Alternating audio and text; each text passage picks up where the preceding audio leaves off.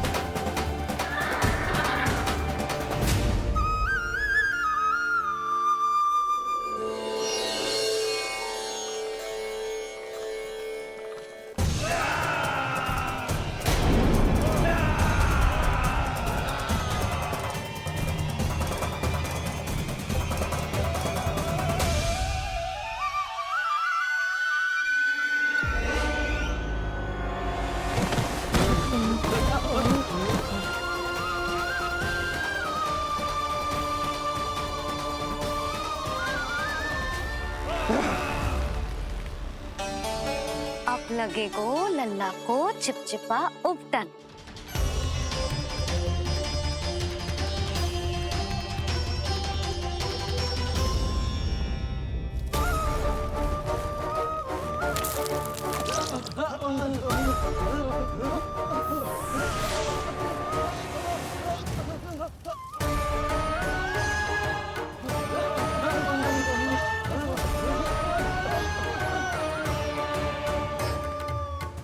अब उपटन को सुखानो है ना, तो मैया और लल्ला बैठेंगे धूप में।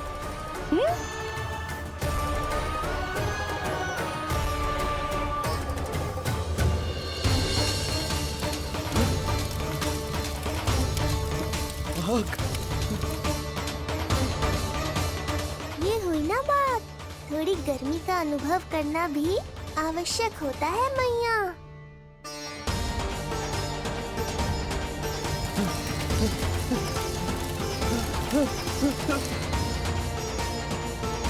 अरे मूर्खों, खड़े खड़े क्या देख रहे हो? पानी लो, बचाओ मुझे।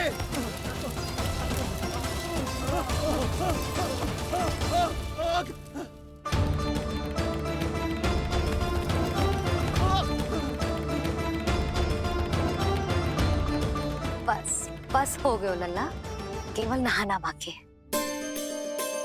परम पराक्रमी महाराज कंस का सेनापति हूं मैं। अभी विष्णु भी मुझे रोक नहीं सकता।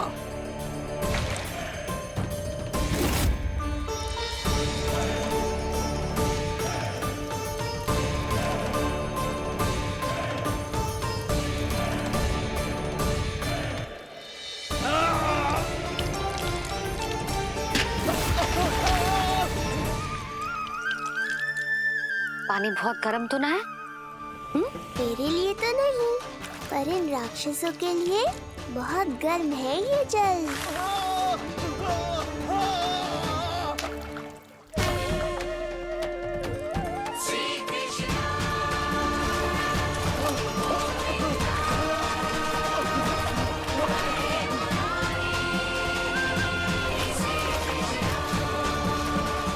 ये कैसी माया है?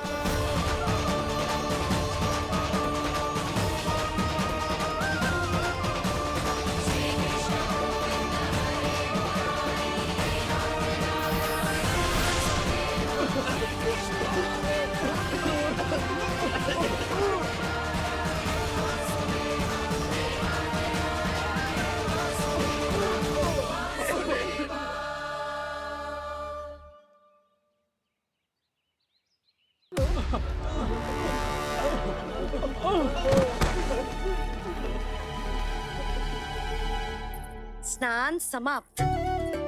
हो गई तेरी छुट्टी है नीलमणि?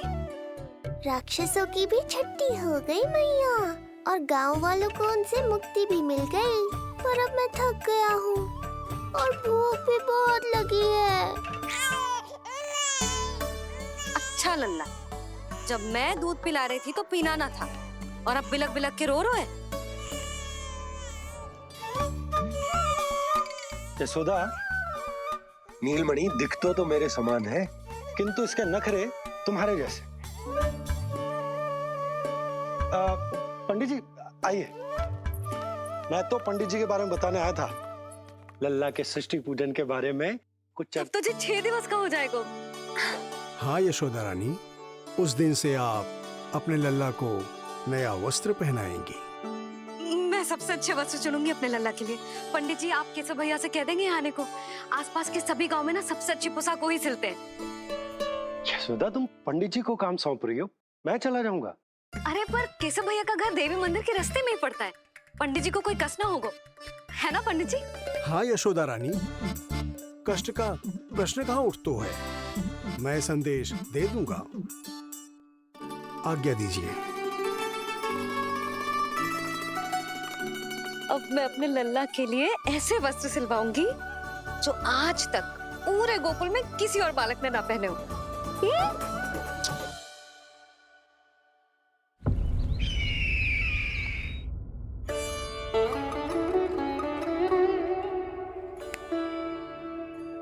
ये क्या है देवकी? ये देखिए स्वामी, ये वस्त्र मैंने अपने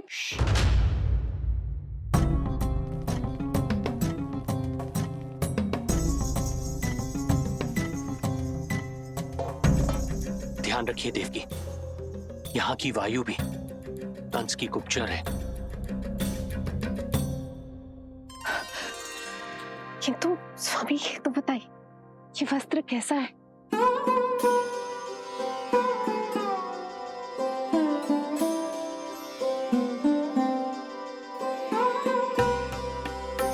ये वस्त्र नहीं,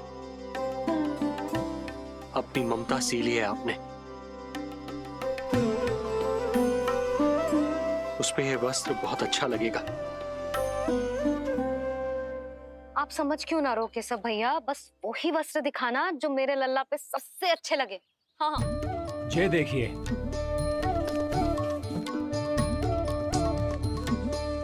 अभी तक एक में भी आनंद ना हो है केशव भैया, है कि नहीं नीलमणि? ये भी ना बोल रहे हो, आप और दिखाओ ना। इतने सारे वस्त्र पहनो तो कोई एक ही है ना यशोदा? हाँ किंतु छांटना तो पड़ेगा ना, सबसे अच्छा वाला पहनाना है कि ना? केशव भैया वो वाला दिखाओ। ये वाली? हाँ लल्ला,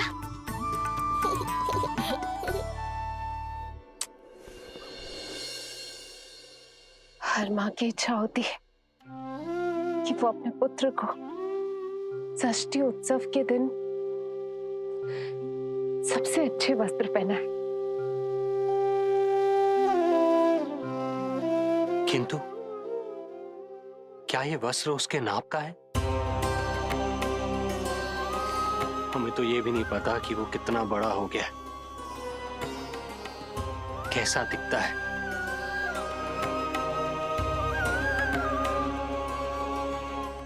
ये पहरेदारों ने दिया है देवकी। हम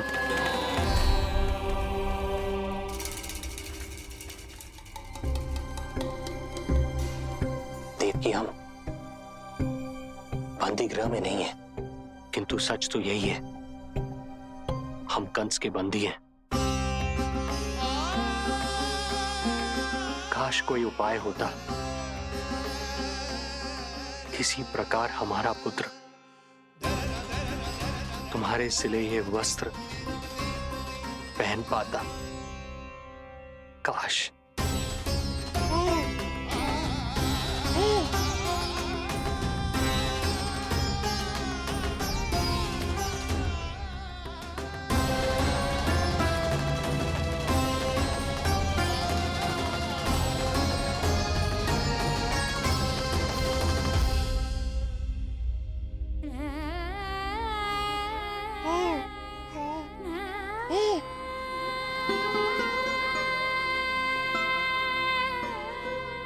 ओम श्री विष्णवे नमः। ओम श्री विष्णवे नमः। ओम श्री विष्णवे नमः।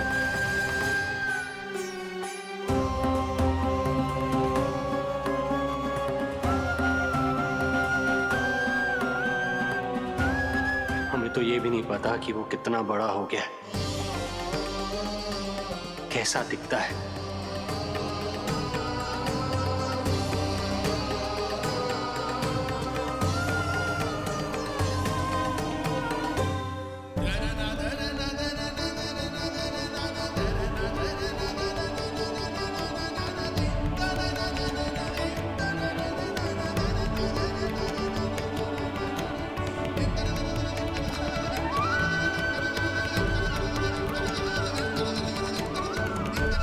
ओम श्री विष्णवे नमः। ओम श्री विष्णवे नमः।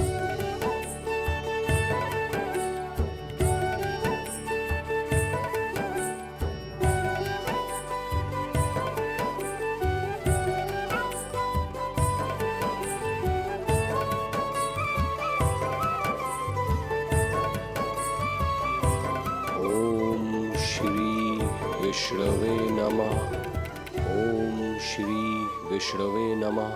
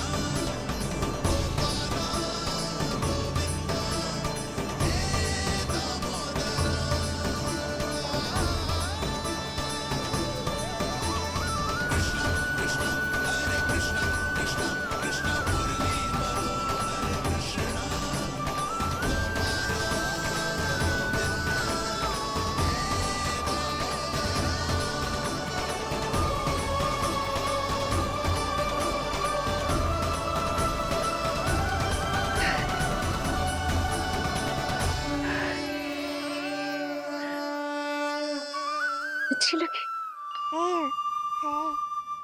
लल्ला जी, अच्छी लगी। यशोदा, ये सब क्या है? नारायण का धन्यवाद जो आपको भेज दियो भाभी। एक वस्त्र के चुनाव में सुबह से दोपहर हो गई। मैं तो उचित चुनाव में सहायता कर ना पायो, परंतु आप अवश्य कर दोगी, पूरा भरोसा है मुझे। मैं चलता हूं।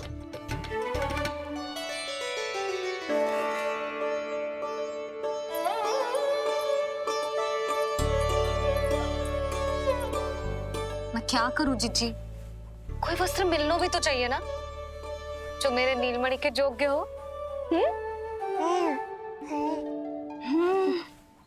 समस्या तो गंभीर है। किंतु महारानी जी, इससे अच्छे वस्त्र आपको पूरे मथुरा मंडल में और कहीं नहीं मिलेंगे। चिंता की कोई बात नहीं है, हम ऐसे वस्त्र ढूंढेंगे जो हमारे राजकुमार को बहुत अच्छे लगे, है ना नीलमणि?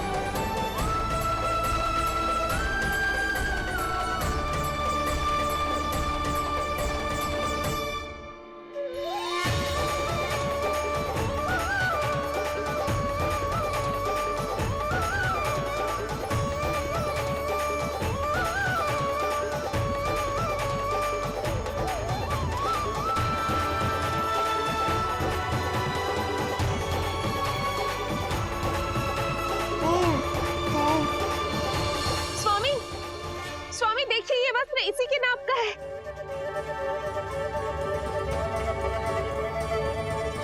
ये बिल्कुल सही नाप है स्वामी।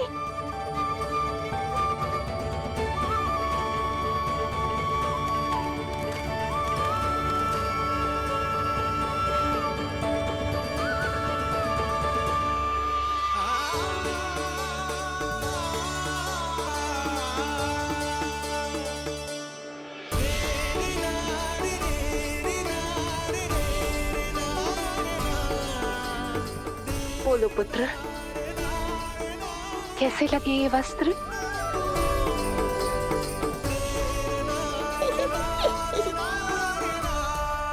हम नीलमणि से ही पूछ लेते। बताओ लल्ला, तुम्हें कौन से वस्त्र अच्छे लग रहे हैं? बताओ। हाँ, बस एक बार संकेत दे दे लल्ला।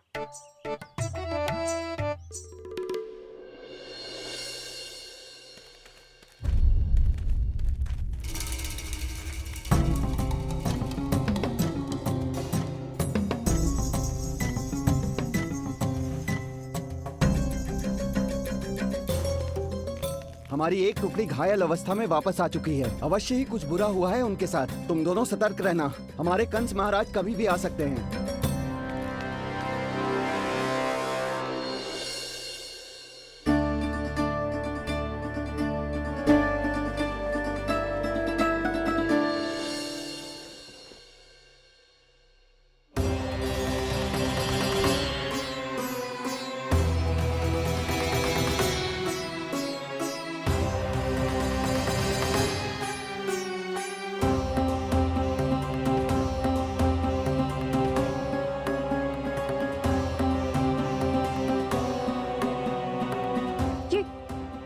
ये वस्त्र कहाँ गए?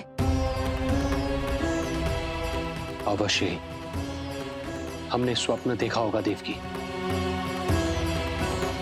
यदि स्वप्न था तो मेरे बनाए वस्त्र कहाँ गए स्वामी?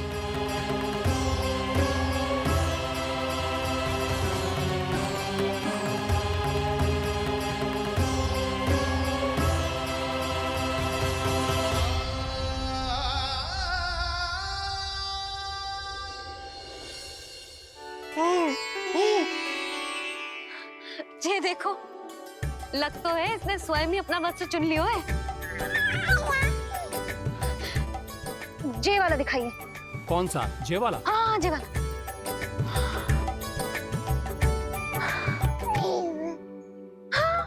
अब उठाया है आपने सही वर्ड। क्या केशव भैया, तब से जो सिली हुई पोशाक रखो है आपने, और हमें तब से आप पूरा वस्त्र दिखा रहे थे।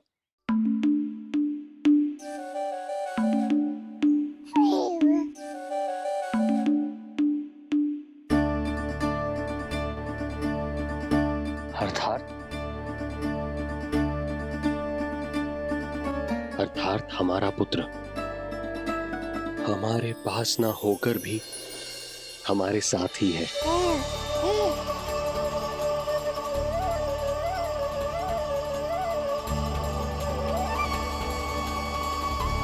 सही कहा स्वामी, हमारे पुत्र को मेरे बनाए गए वस्त्र पसंद आए।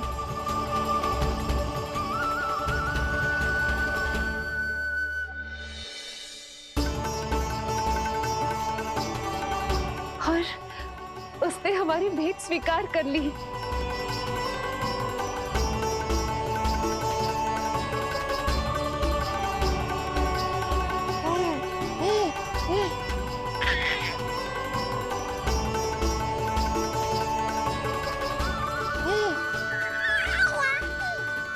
आपकी लीला अद्भुत है प्रभु। ये लीला मेरी नहीं देवी, मां की ममता की है। मुझे तो बस अपने कर्तव्य का भान है। दो माओं का पुत्र होने के नाते मैं उन दोनों में से किसी की भी इच्छा को अनदेखा नहीं कर सकता। मैं वरदान देता हूं, यदि अब से कोई भी मेरी मूर्ति को अपना पुत्र समझकर अपने घर में पालेगा,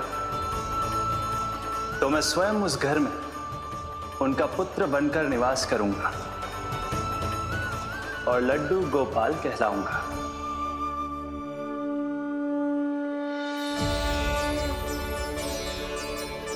प्रभु, आप जहां होंगे मुझे तो वहां होना ही है। आज से मैं भी उस घर में सुख और समृद्धि के रूप में वास करूंगी और उस घर के प्राणियों की प्रत्येक इच्छा पूर्ण करूंगी। मैं बहुत प्रसन्न हूँ आज, क्योंकि मेरी मैया भी प्रसन्न है और माँ भी।